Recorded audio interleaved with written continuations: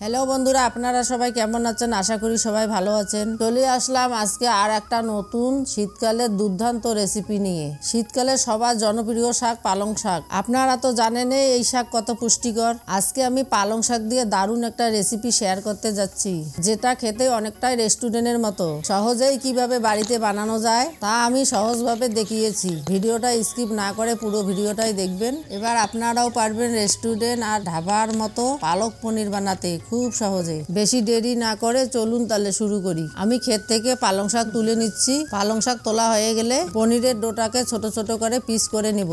আমি পনিরগুলো বেশি বড়ও করি নেই, বেশি ছোটও করি নেই, মিডিয়াম সাইজে কেটে নিয়েছি। পনিরগুলো আমার কাটা হয়ে গেছে। এখন আমি তুলে রাখা পালং শাকগুলো ভালো করে বেছে নিব। পালং শাকের বোটাগুলো কিন্তু অবশ্যই ফেলে দিবেন। বোটাগুলো থাকলে ভালো হয় না, তার জন্য বোটাগুলো ফেলে দিলে ভালো হয়। আমি এইরকম করে তাড়াতাড়ি বেছে নিচ্ছি। বাছা হয়ে গেলে আমি একটা কড়াই নিব। কড়াইয়ে 1 মগ পানি দিয়ে দিব। পানিগুলো গরম হয়ে গেলে এখানে 2 চামচ চিনি দিয়ে দিব। চিনিগুলো দিলে শাকের কালারটা সবুজে থাকে, কালো হয় না, তার জন্য চিনি দিলে ভালো হয়। শাকগুলো আমি তাড়াতাড়ি করে সিদ্ধ করার জন্য দিয়ে নেই। একটা বাটিতে পানি নিয়ে কিছু বরফের টুকরো দিয়ে দিব, যাতে পানিগুলো ঠান্ডা হয়। এখন ওই ঠান্ডা পানিতে শাকগুলো নামিয়ে নিব। আপনাদের কাছে যদি বরফ না থাকে তাহলে নর্মাল ঠান্ডা পানিতে নামিয়ে নেবেন। ঠান্ডা পানিতে 1 মিনিটের মতো রেখে দিবেন। ঠান্ডা পানিতে দিলে এর কালারটা অনেক ভালো থাকে। এখন একটা কড়াই বসিয়ে দিব। কড়াই গরম হয়ে গেলে এখানে 2 চামচ ঘি দিয়ে দিব, সাথে সাদা সয়াবিন তেলও দিয়ে দিব। এরপর তেলগুলোকে ভালো করে গরম করে নিতে হবে। গরম হয়ে গেলে কেটে রাখা পনিরগুলো এখানে দিয়ে দিব। পনিরগুলোকে ভালো করে ভেজে নেব। শাকগুলো ঠান্ডা পানিতে 1 মিনিট হয়ে গেছে। এগুলোকে চিপে চিপে তুলে নেব। মিক্সারে মিক্স করার জন্য দিয়ে দিব। এর সাথে কিছু ধনিয়া পাতা আর কয়েকটা লঙ্কা। আপনারা যদি চান এখানে লেবু রসও দিতে পারেন। একটু পানি দিয়ে এগুলোকে ভালো করে পিষে নেব।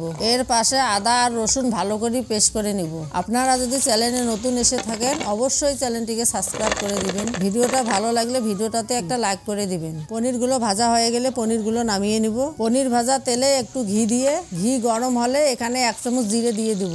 এর সাথে এখানে আদা রসুনের পেস্টগুলো দিয়ে দিব। আদা রসুনের পেস্টগুলো ভালো করে ভেজে নিতে হবে। ভাজা হয়ে গেলে কেটে রাখা পেঁয়াজ কুচিগুলো দিয়ে দিব। পেঁয়াজ কুচিগুলো দিয়ে ভালো করে ভেজে নিতে হবে।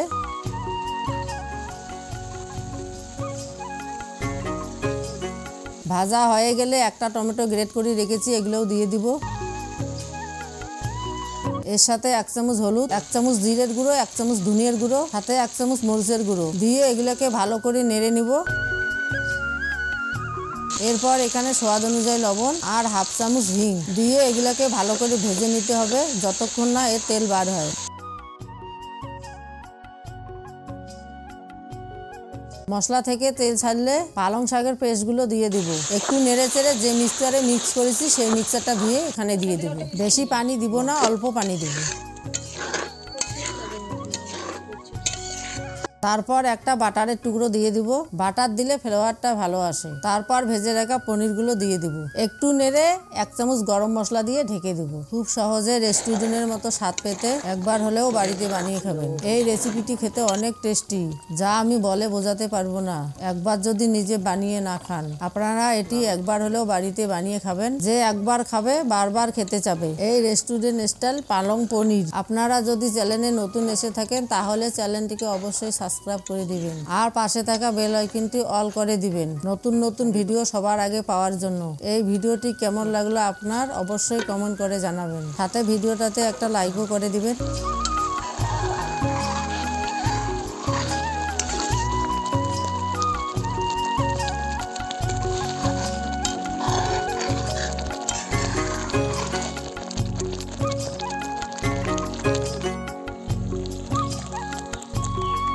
আশা করি এই রেসিপিটা একবার হলেও বাড়িতে বানিয়ে খাবেন। সবাই ভালো থাকবেন, সুস্থ থাকবেন। ধন্যবাদ।